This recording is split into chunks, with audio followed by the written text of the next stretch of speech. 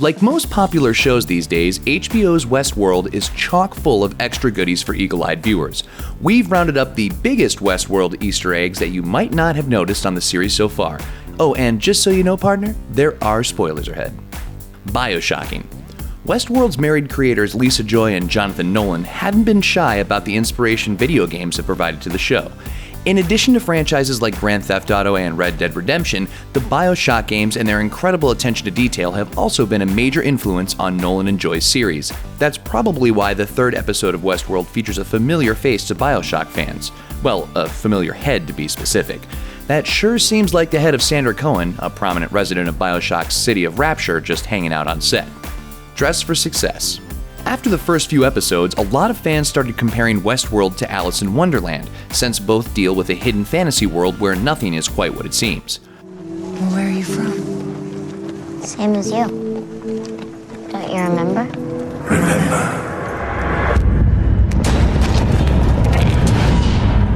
Not only that, but the Alice in Wonderland story has a part to play in the show as well. In episode 3, Bernard asks Dolores to read passages from Alice's adventures in Wonderland.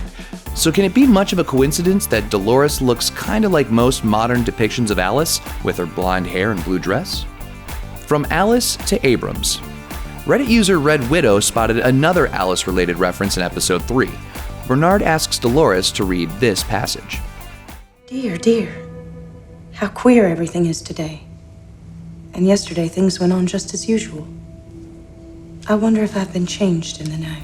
That quote is also a throwback to another flagship production from executive producer J.J. Abrams, Lost. In episode 10 of season 4, Jack reads the same passage to Claire's son, Aaron, as a bedtime story. Dear, dear, how queer everything is today. And yesterday things went on just as usual. I wonder if I've been changed in the night. Play it again, Sam. Westworld doesn't just take its cues from Victorian-era literature and spaghetti westerns. It's also got a modern-day soundtrack, kind of. Take a listen to the piano in the Mariposa Saloon. Episode 1 had Soundgarden's Black Hole Sun.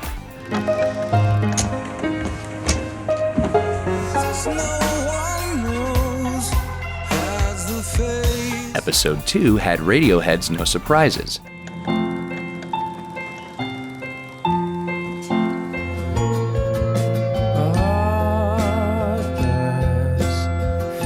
And episode 4 featured A Forest by The Cure.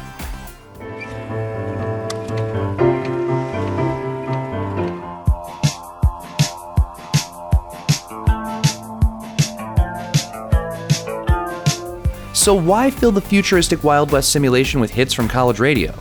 Jonathan Nolan explained at New York Comic Con in 2016. It's to remind you that this isn't a Western, that this isn't taking place in the 19th century. It's taking place somewhere else, some time else. Delos.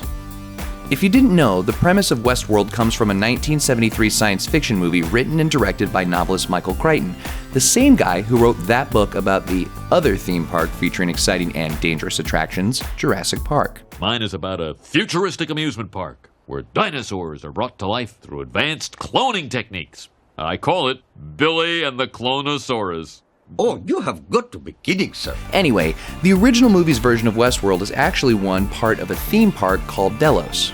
In the show, Delos is back, though in a slightly different form. This time around, Westworld seems to be a park in and of itself that's run by a corporation called Delos Incorporated. You see their logo pop up occasionally on the show, like when Bernard and Stubbs go down to the cold storage level in episode 1. In that scene, you can see a globe with the word Delos featured prominently in the center. And that isn't the only callback to the movie that the show's worked in. The Gunslinger. In episode 6, Bernard takes the elevator way down to level B82 to check up on anomalies in the park.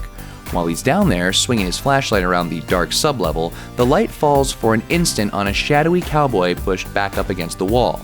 Recognize anything? That old cowboy in the background is none other than an exact pose-perfect match of Yul Brynner in character as the murderous gunslinger in the Westworld film from 1973. Jurassic Bird. So we know that the new Westworld references the old Westworld in more than just name and concept, but Michael Crichton's Jurassic Park gets a little nod too. Did you miss it? In episode 5, we see Felix the technician taking a stab at programming with a little sparrow. Just as he's getting started, Felix leans down to the table to coax the bird along. Come on, little one. Where have we heard that before? Come on. Come on, little one, come on. Pretty cool connection. Of course, there's really only one line from Jurassic Park that just has to find its way into Westworld before the series ends. You know the one. Hold on to your butts. Thanks for watching. Click the looper icon to subscribe to our YouTube channel. Plus, check out all this cool stuff we know you'll love too.